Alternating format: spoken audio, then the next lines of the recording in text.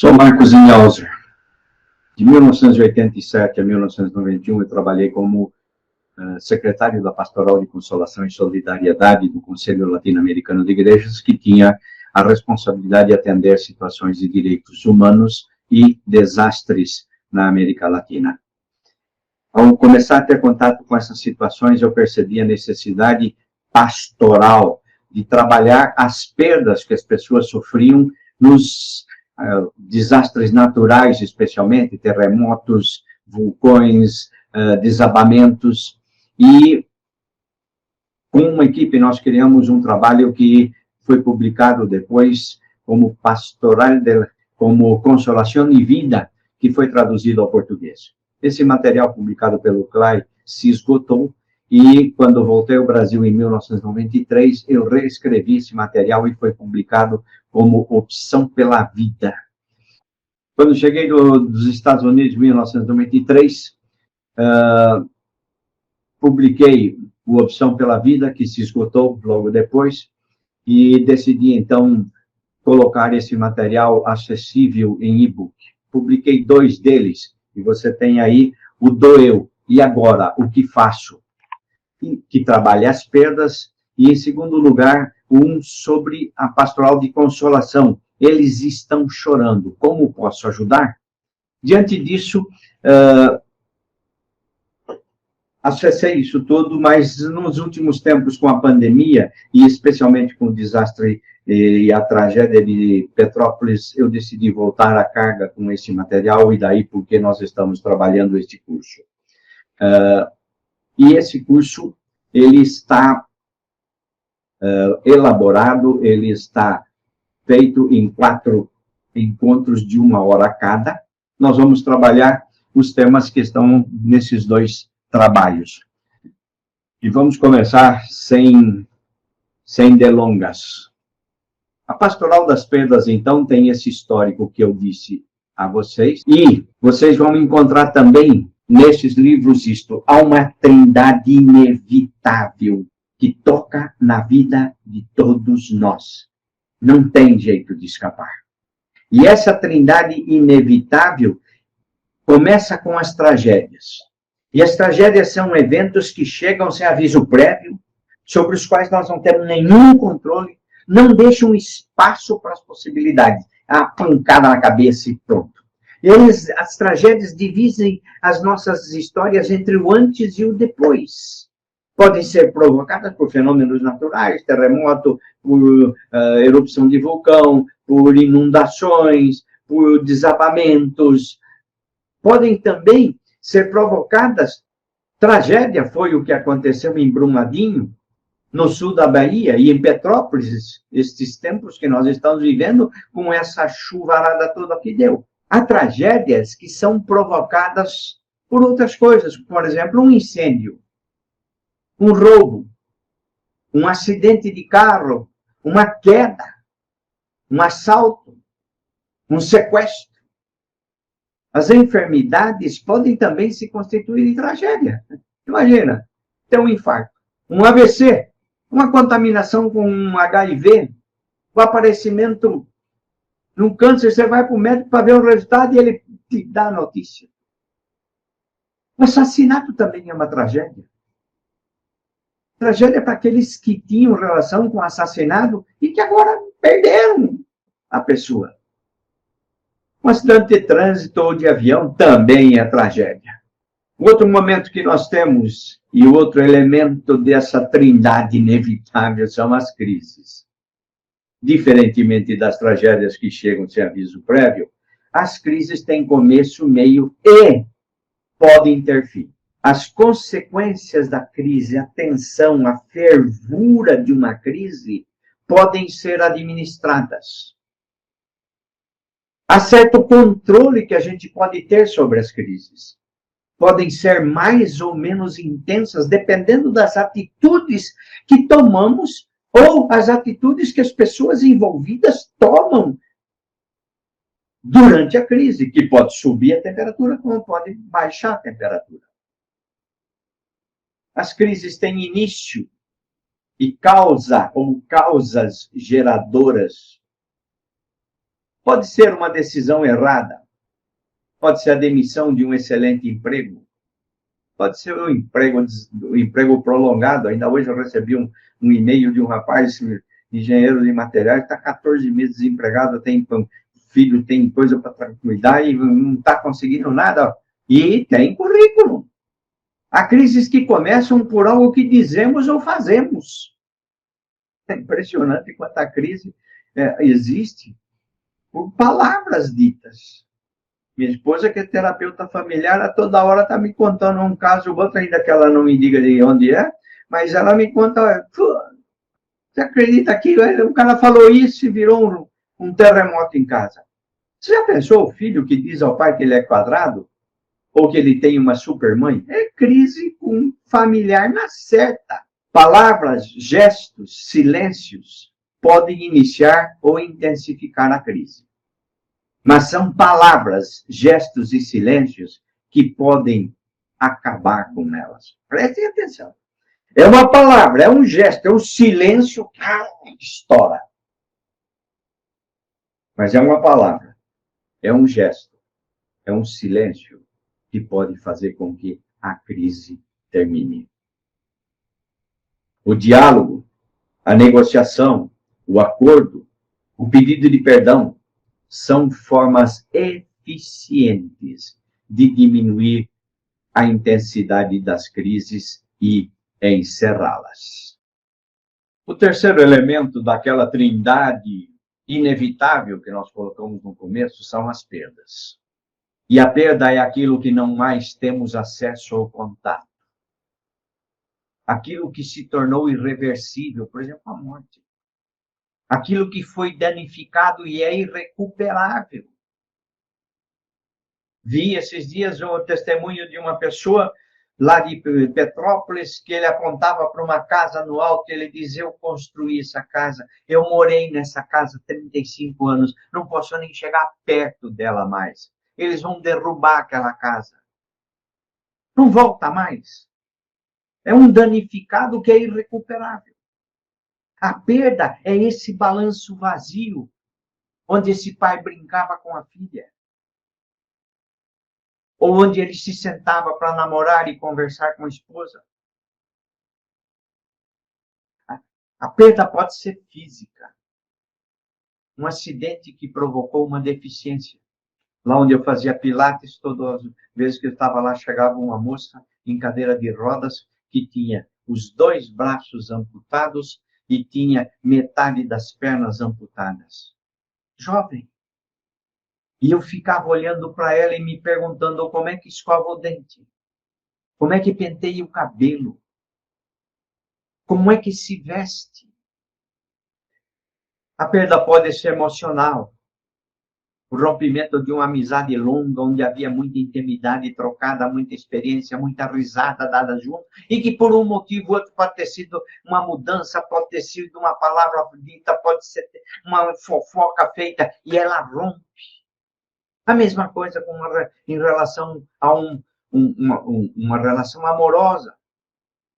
A descoberta da traição, a descoberta de que um dos dois gastou muito mais do que podia, e a coisa se rompe e se perde esta relação.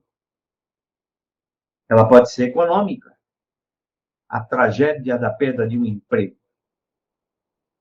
que gera a dificuldade de sobreviver sem ter um que pagar.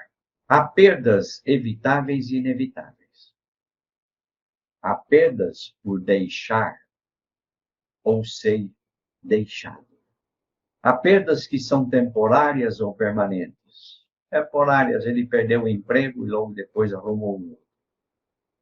A perda permanente é aquela que você nunca mais vai poder retornar, vai poder reaver. E há perdas que são reais ou imaginárias.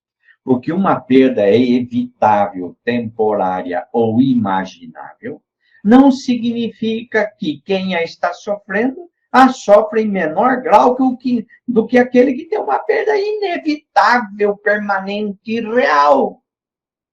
as perdas produzem sofrimentos reais para toda e qualquer pessoa que sofreu uma perda, que quebrou um copo. Perder é sofrer. Toda perda implica em sofrimento que pode ser maior ou menor, dependendo da significância da perda. Você tem crises, tragédias, perdas. Há perdas que produzem crises. Perdeu o emprego, uma crise financeira. Há crises que produzem tragédias. Uma crise conjugal levou a uma separação, e aí você tem a quantidade de tragédias do feminicídio. Você tem tragédias que produzem perdas. Aconteceu agora outra vez em Petrópolis. Perdeu a casa, perdeu a esposa, perdeu os filhos, perdeu o marido, perdeu os amigos. Essas perdas produzem crises. Não tem onde morar, não tem o que comer, tem que entrar na fila para pegar as quentinhas que estão oferecendo. E isso ainda pode gerar tragédias. Gente que as perdas foram tantas que elas não aguentam e acabam se suicidando. Quando houve o deslave, a erupção do vulcão Nevado del Ruiz, que acabou com uma cidade, e se calcula que mais ou menos umas 18 mil pessoas morreram. O que se viu logo depois foi uma quantidade muito grande de suicídios. Porque perderam, a pessoa ficou sozinha, não tinha mais ninguém, não tinha onde, não tinha nada. Não tinha razão para viver. A crise não dói. A tragédia não dói. O que dói são as perdas sofridas com as crises ou tragédias. Uma crise conjugal, ela dói porque se perdeu a intimidade, porque se perdeu a liberdade de falar, porque se perdeu o conforto da convivência. A tragédia não dói. Bateu o carro, o que dói é se você se acidentou. O que dói, como disse uma vez uma menina que eu atendi, logo depois de uma tragédia, ela estava assim, mas não aconteceu nada, tudo bem. Daqui a pouco eu estava chorando, eu cheguei, mas o que foi? Eu estou chorando porque meu carro novinho está estragado. O que dói não é a tragédia, não é a crise, é o que nós perdemos durante a crise, é o que nós perdemos com a tragédia. Quando há uma perda significativa, a primeira coisa que acontece é a incredulidade. Entendendo, então, agora esse mecanismo da dor. Eu tenho uma perda significativa. A primeira reação que eu tenho diante da consciência da perda é incredulidade. Elisa, eu vou contar uma história para você de São Carlos. Tinha lá um despachante que chamava Joãozinho Pescoço. E ele era o despachante que fazia o serviço para nós. Eu cheguei lá um dia de manhã, tocou o telefone, ele atendeu. Alô, não é possível. Não, você está errada, está enganada, não pode ser. Não, eu saí daí agora, eu conversei com ele, estava no portão. Não, vê direito, porque não foi não. Bem, estou falando, ele não morreu. Vai lá ver direito, chama uma ambulância. Não é... Eu falei com ele, mas vai ver. Logo depois, ele desligou e olhou assim para mim. Estão querendo me convencer que meu vizinho, que eu conversei com ele agora, morreu. Mais uns 10 minutos, toca o telefone, ele atendeu. Eles estão aí? Tá, estou indo para aí. Ele olhou para mim e falou assim, Marcos, desculpa, eu não vou poder te atender agora, porque... parece que meu vizinho morreu. A incredulidade é a primeira reação que nós temos. Você guarda o carro aqui, entra, estaciona. Quando você sai, não acha, você fica virando, pensando, não é possível, será que foi aí mesmo que eu guardei? Eu vim mesmo de carro. Você começa a criar um monte de mecanismos não crendo no que está acontecendo. Você recebe um diagnóstico de uma enfermidade terrível. Você vai desacreditar, você vai dizer que o médico é ruim, que não sei o quê, não dá para acreditar. E essa é a primeira reação. Só que eu vou dizer que essa primeira reação de incredulidade, ela é normal e benéfica. Por que que eu digo que ela é benéfica? É a forma que a pessoa tem de não engolir o caroço de uma só vez. Morava no Equador e tinha um brasileiro que morava lá, muito amigo. Estava na casa dele no domingo à tarde, tocou o telefone. Oi, tudo bem, tudo bem? E aí, o mano, tá bom? Não sei o que, estava falando em português, a esposa olhou e falou, ué, nunca ligaram do Brasil para ele, por que estão ligando? Aí daqui a pouco ele falou, tá, obrigado por ter informado. Não, eu não posso não.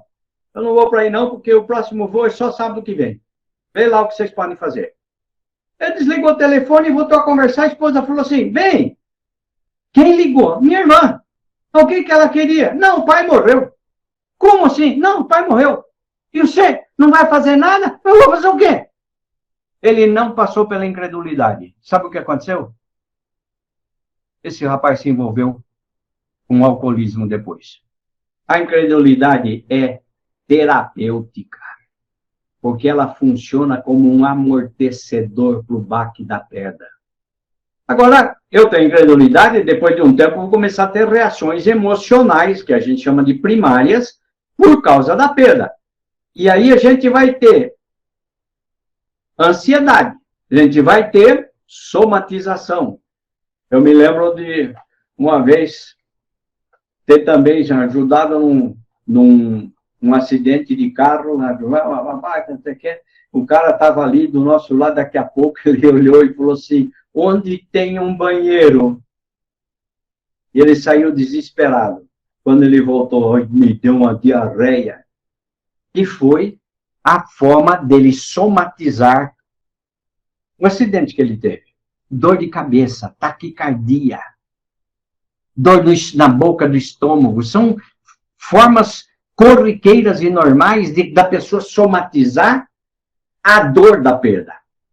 Alteração de comportamento. Me lembro de um caso que o sujeito ele começou a perder prazo para pagar as contas, ele perdeu a mãe, começou a ter problema de não pagar as contas, ele sempre vivia bem vestido, bem alinhado, começou a sair do jeito que estava vestido, não penteava cabelo, nem tomava banho mais. Ele perdeu o rumo da coisa. E aí vem a desorganização pessoal que essa pessoa passou. Quando a gente estava trabalhando com questões especialmente de terremotos, a gente encontrava pessoas que tinham hipo ou hiperatividade. Gente que ficava parada, olhando e não tinha nenhuma iniciativa. E gente que trabalhava 24, 36, 40 horas seguidas tentando resolver. No caso de Petrópolis, teve um caso de uma mãe tão desesperada de encontrar a filha que ela mesmo pegou uma enxada e começou a trabalhar para arrancar as coisas. Tem aí o elemento mãe procurando, mas tem também essa hiperatividade. E você vai pegar no relato de muitos dos que estão lá como voluntários, quanto eles estão se desgastando fazendo o que estão fazendo. E ainda você vai ter gente com ideias suicidas. Alucinações. Já tive vários relatos de gente que viveu casada durante um tempo e que depois me conta, pastor, o senhor não vai acreditar, o senhor vai lá. Eu vi minha esposa na porta desse quarto hoje. Eu tenho uma amiga, muito amiga, que ela disse assim, eu estava tomando banho e eu vi a mão do meu marido brincando comigo e desligando o chuveiro para ficar frio, que era uma coisa que ele sempre fazia. Ira, medo. Gente, quando aconteceu o terremoto no Equador, em 1987, uma brasileira que morava lá durante um mês, ela dormia vestida de sapato, com lanterna na mão, de medo de que isso acontecesse outra vez. Tristeza. Ela para e fica catatônico, fica olhando para o nada, perde a alegria, não tem mais sorriso. Gente que tem sentimento de culpa. Ah, se eu tivesse brecado. Ah, se eu não tivesse saído de casa. Ah, se eu tivesse trocado o pneu. Ah, se eu tivesse dado distância. Ah, se eu tivesse posto um alarme aqui em casa. Visões. Ela me chama um dia de manhã. O pastor, vem aqui, preciso conversar urgente com o senhor. Falei, pois não. Fui para lá. Falei, o que foi? Falou, você acredita que meu marido, eles viveram juntos 50 e poucos anos. Hoje de manhã, quando eu estava fazendo o café, eu ouvi a voz dele dizendo, bem, traz um cafezinho para mim. O senhor acha que isso aconteceu? Eu falei, quantas vezes na vida a senhora escutou ele de manhã dizendo, traz um cafezinho para mim? Pela vida toda. Eu falei, só está ouvindo o que sempre ouviu. Sofrendo a dor. A perda dói. E agora tem que sofrer. E no espanhol tem um ditado que, gente, eu já virei para tentar traduzir, mas não tem. Aquele negócio que não... Pode pôr do mesmo jeito, mas não tem o mesmo sentido que tem lá no espanhol. El dolor, uno tiene que sufrirlo. O que significa mais ou menos o seguinte, a dor é minha. Não tem jeito de transferir para os outros. A dor precisa ser sofrida. E por isso ela é intransferível. Não há perda significativa que não traga dor. Sofrer a dor é terapêutico. É terapêutico. A perda é como uma comida estragada que cai no estômago e o deixa embrulhado.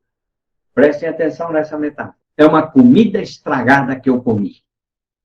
E que fica aqui me dando mal-estar, baixando pressão e sem vontade de fazer nada. Por isso, se é uma comida estragada, a única coisa que eu posso fazer é vomitar os sentimentos que a perda produz em mim. Se a perda embrulha o estômago, a coisa a ser feita é vomitar os sentimentos. Como eu faço isso? Falando honestamente. O que é isso? Falando como se sente, o que tem vontade de fazer, a quem culpa pelo sucedido. Se está com ódio, deve dizer. Gente, é um vômito. Isso é um vômito.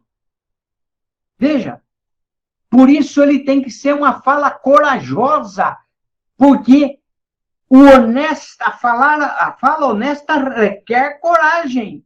É impossível ser honesto se não houver coragem para falar o que está sentindo.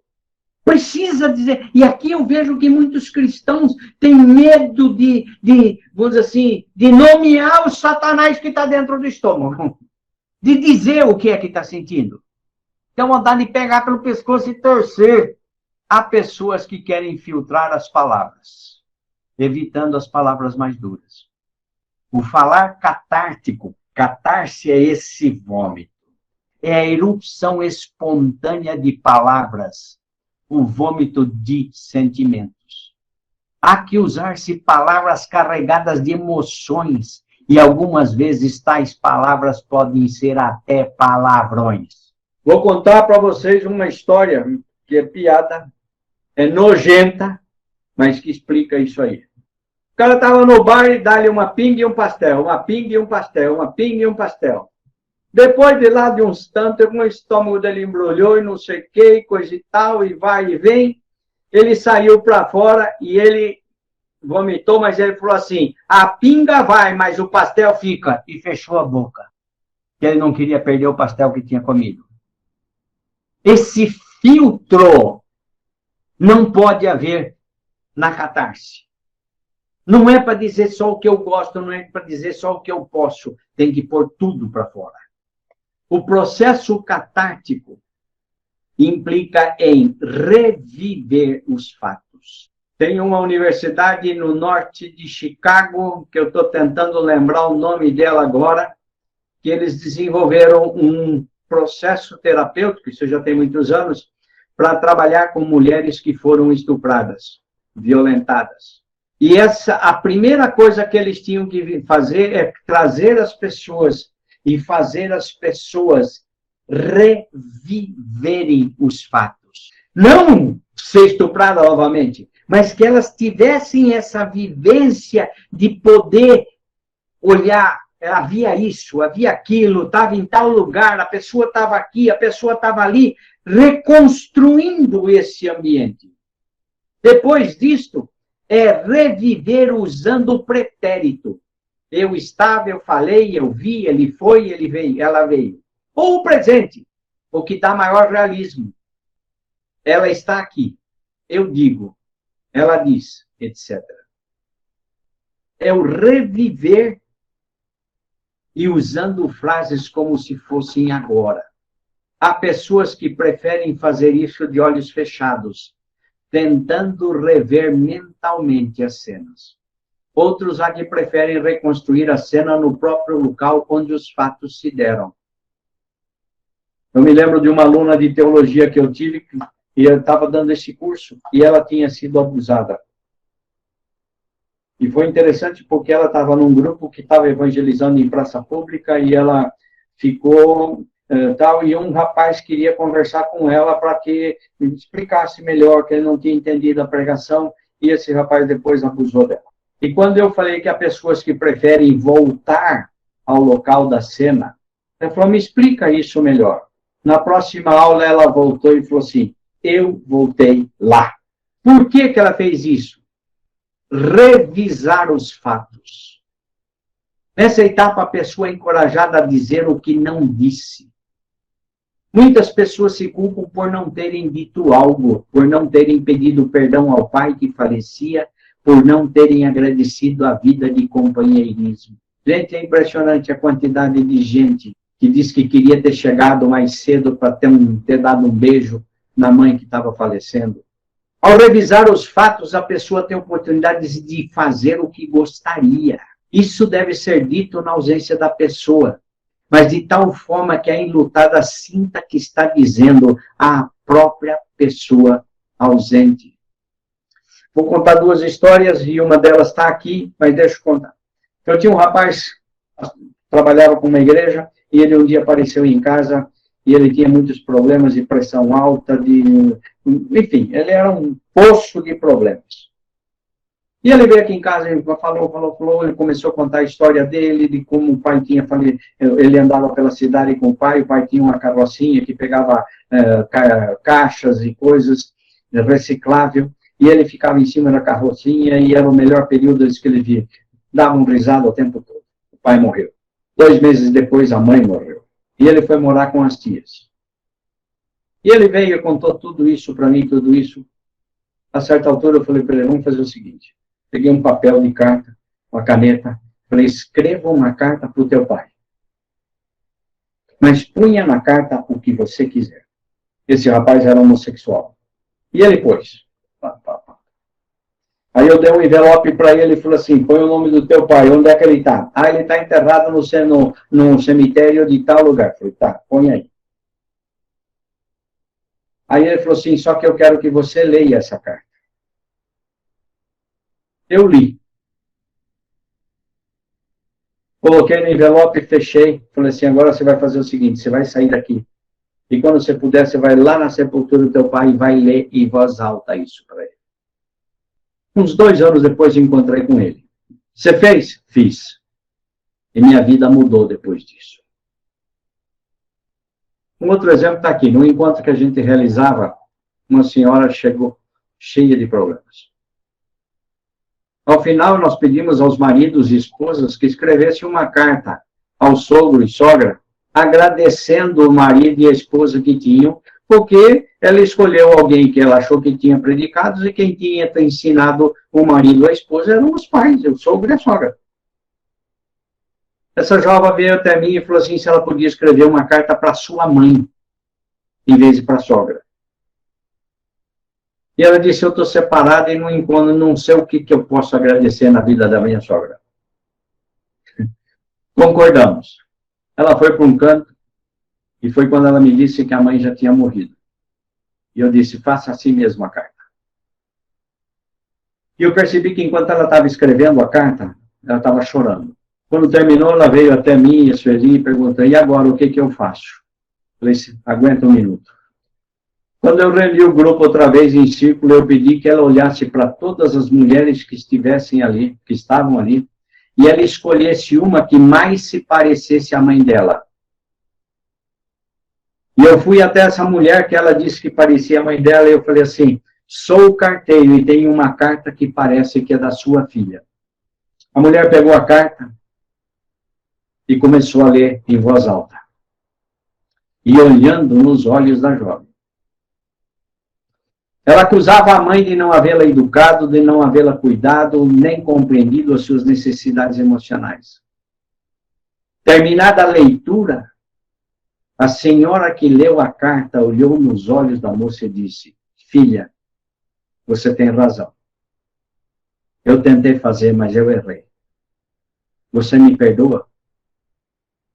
As duas se abraçaram longamente.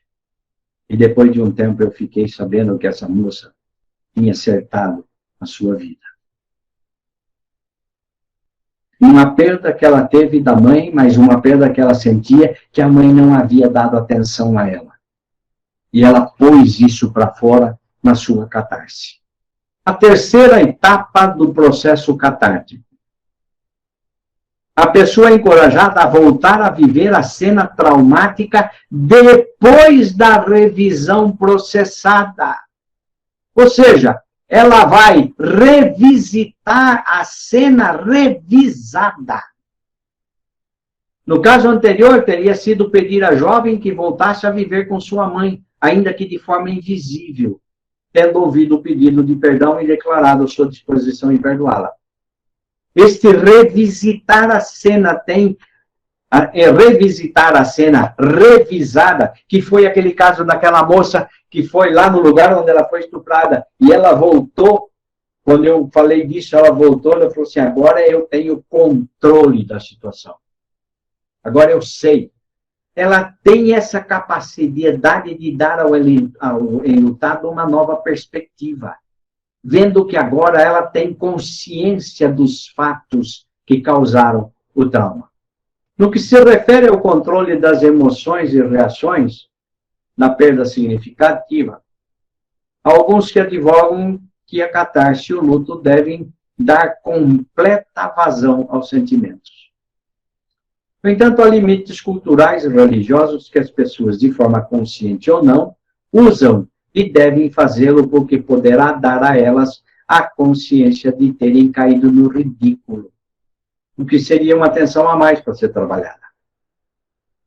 A pessoa, porque deve buscar uma redução gradativa na intensidade das emoções, deve usar os mecanismos controladores. Estes, usados, vão reduzindo a intensidade. E aqui vem uma coisa. A catarse não é uma vez e acabou. A catarse não é um fato que você é mágico, que você escreveu uma carta, você pediu perdão, você está resolvendo. Não. Nós vamos ver um pouquinho mais para frente isso. Só quero deixar aqui. Não é um ato. A catarse é um processo. E aí vem a questão das significâncias das perdas. A significância das perdas está vinculada a alguns fatores. Primeiro, quantidade de vida com objeto, posição ou pessoa perdidos. Aquele caso que eu falei para você lá, 35 anos eu morei nessa casa. Foram 42 anos de casamento. A gente viajou para cima e para baixo. Quanto a pessoa viveu com aquilo? Uma vez uma senhora estava toda chorosa e sofrendo dores de perda porque tinham trocado a geladeira dela. E ela ganhou do casamento. Como é que meus filhos fazem isso? Me tiram de casa e catam essa geladeira e levam embora. Essa geladeira tem vida comigo. Ela é tão antiga quanto o meu casamento com meu marido. A outra coisa é a quantidade de experiências tidas com a coisa, posição ou pessoa que se foi. Estava dando um curso desses na Costa Rica e havia lá um pastor que ele tinha passado por uma inundação, morava à beira-rio e o rio subiu e levou tudo embora. E ele começou a contar que ele estava à beira do rio, vendo o que estava acontecendo, a casa dele foi inundada, e ele falou assim, pastor, daqui a pouco eu vejo o sofá da minha casa indo embora. Eu tenho outro sofá agora, melhor do que aquele. Mas aquele sofá tinha história, pastor. Não sei quantas vezes eu e a minha mulher namoramos naquele sofá. Eu tenho um sofá novo, mas não tem história, pastor. Aquele sofá não era um sofá. Aquele sofá era um álbum de namoro. Quando caiu aquele prédio lá no Rio de Janeiro, daquele deputado que construiu uma coisa lá terrível, uma família que era de Urupês, eles disseram, não sobrou uma fotografia da nossa vida para a gente lembrar. A outra coisa é a quantidade de sonhos futuros que se tinha com o que se perdeu. Gente, meu filho, 17 anos, ele queria estudar, ser engenheiro. Minha filha estava no 2º ano de medicina. A gente queria construir a nossa casa e o meu marido morreu antes. Quando os sonhos morrem, a dor é dolorida. Porque a dor do que passou para trás, bom, passou, mas quando é a dor de um sonho que não se realizou, é muito mais dolorida. Nesses dias aí de Petrópolis, teve uma mãe que perdeu uma criança de 1 ano. Ela ficou vários anos tentando engravidar. E ela ficou 1 ano com a filha. E ela disse, todos os meus sonhos a lama levou. A significância da pedra. A significância de uma pedra, só a pessoa que perdeu pode dimensionar. Ninguém mais pode ter dimensão da dor pela perda que alguém sofreu. A perda, ela não é substituível. Estava dando um curso, não lembro agora, eu lembro que foi na América Central, não lembro. Quando eu falei isso, que a perda, você não substitui, como o pastor disse, podia ter outro sofá, mais novo e melhor do que aquele, mas não repõe. Ela me pediu a palavra e chorando, ela falou assim, agora eu entendo. Eu falei, o quê? Nós tínhamos um periquito em casa, e a minha filha pequena, ela adorava esse periquito, e todo dia ela levantava, ia lá e conversava, e trocava, e punha água, e punha comida, e limpava a gaiola, e não sei o que, coitado, papá. Um dia ela fez isso tudo, e logo depois eu vi que o periquito estava morto na gaiola. Chamei o irmão dela desesperado, eu falei, aconteceu uma tragédia aqui. O periquito da tua irmãzinha morreu. Vai comprar um, porque a hora que ela chegar aqui, esse periquito tem que estar aqui. E realmente, ele foi, comprou o periquito e puseram na gaiola. Quando ela chegou, ela bateu o olho e falou assim, que periquito é esse? Filha, ela falou assim, mãe, onde está o periquito? Eu estava esperando, filha, para a gente sepultar. O pai era pastor. Abriram uma vala ali no jardim da casa. fizeram um culto de sepultamento do periquito. Tudo bem, à noite foram dormir. A certa altura, a mãe escutou algum barulho e falou, ué. E foi ver, descobriu que a menina tinha ido no jardim, tinha desenterrado o periquito e estava dormindo com ele na cama. As perdas não se substituem. O processo da catarse é espasmódico. Então, uma hora que você está bem, depois volta, depois dá uma melhorada, depois volta, depois dá uma melhorada, volta. E o que vai diminuindo é a intensidade dos sentimentos que estão em relação aos 1974. Estava trabalhando numa igreja em São Paulo e eu tinha uma caneta banhada a ouro que minha esposa tinha ganho do prefeito da cidade quando ela se formou. E eu cheguei na igreja de manhãzinha e eu fui pegar os boletins que estavam lá embaixo, eu deixei meu paletó no saguão ali da igreja, estava fechada, só a porta lateral. E teve um sujeito que veio lá e me roubou a caneta.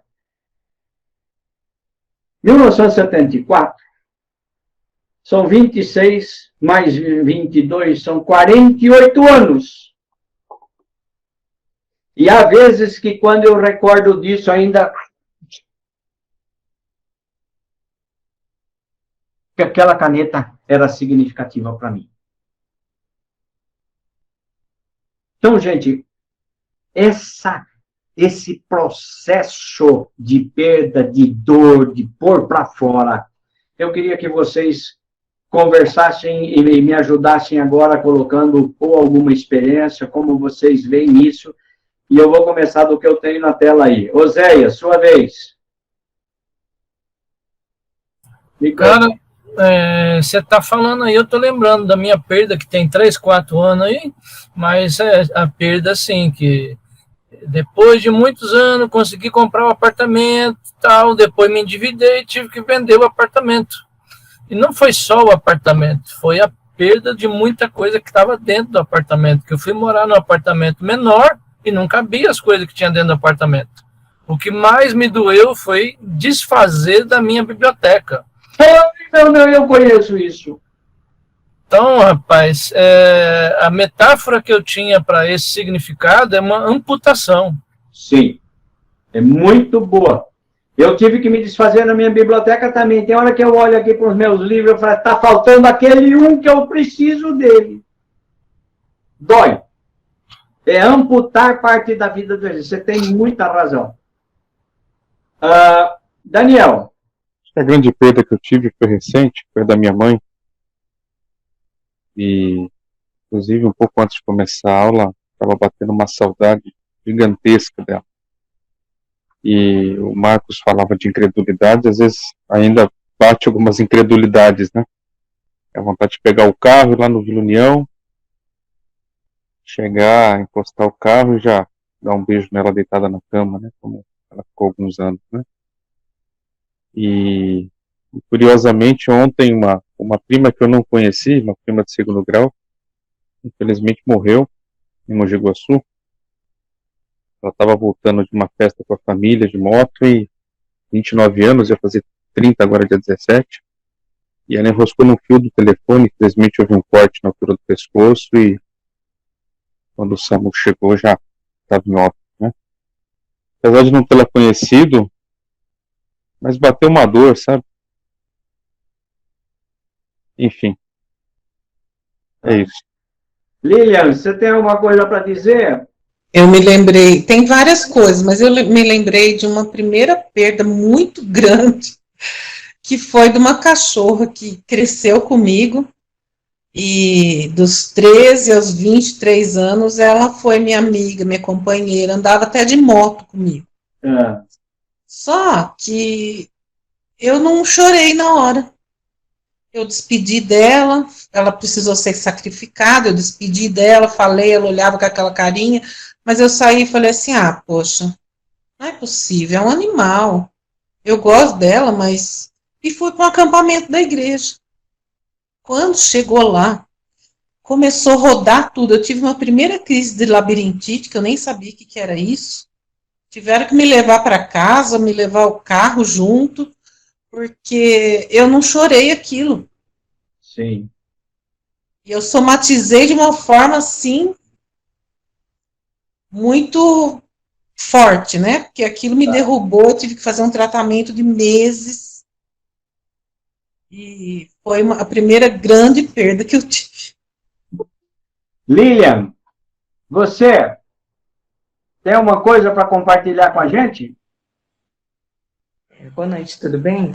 Então, a perca que eu tive, assim, que ficou um marco para mim foi a da minha mãe, né? Que a minha mãe, ela faleceu no dia 12 e minha filha, Stephanie, nasceu no dia 31. Então, foi, tipo assim, foi uma perca muito recente de uma vinda da minha filha, né? Um sonho esperado, que era uma filha que eu queria muito ter, de menina, feminina, né? Mulher, por já ter filho homem. E toda vez que eu olho para ela, toda vez que eu estou com ela, é como se eu tenho o presente e tenho essa ausência da minha mãe, né, na minha vida. Então, Sim. isso para mim É aquele Eu acho que uma das coisas que mais me chamou a atenção aqui, Marcos, foi a questão da perda dos sonhos, né? Sim. Eu fiquei pensando eu tive um casamento muito curto. Meu casamento durou 14 meses. Sei. E às vezes eu não entendia, né, a questão da dor da perda dessa pessoa com a qual eu convivi tão pouco. Sim. E daí, a hora que você me falou, isso fez eco. Que interessante, né? Eu acho que o que reverberou aí foi tudo aquilo que eu queria ter vivido. E toda vez que eu lembro me dá raiva. Droga. Alexandre. Marcos, eu estou pensando aqui que de tudo que você falou, eu acho que eu posso me considerar um privilegiado, porque eu nunca experimentei grandes perdas na minha vida, nem econômicas, nem de família. Recentemente não, já vai fazer 2 anos, foi no 2020, no começo da pandemia, uma tia minha morreu, mas era uma tia que eu tinha uma certa distância dela, não estava muito próximo, e quando os meus avós morreram, eu era muito criança. Eu só tinha 2 avós vivos quando eu nasci, e eu era muito criança para lembrar deles. Um deles morreu quando eu tinha 7 anos de idade, mas eu tinha pouca convivência com ele, e minhas 2 avós já eram mortas quando eu nasci. Tá. Então, eu não sei, acho que quando eu penso naquilo que você está falando, eu me refiro muito mais a relacionamentos que eu tive, de amizades que eu tive, que hoje já não tenho mais. Sim. De que eu já não posso desfrutar mais porque as pessoas estão distantes ou porque a amizade foi desfeita, enfim. Tá. Gente, nós estamos estourando o horário. Gente, obrigado a vocês. Até quarta-feira que vem.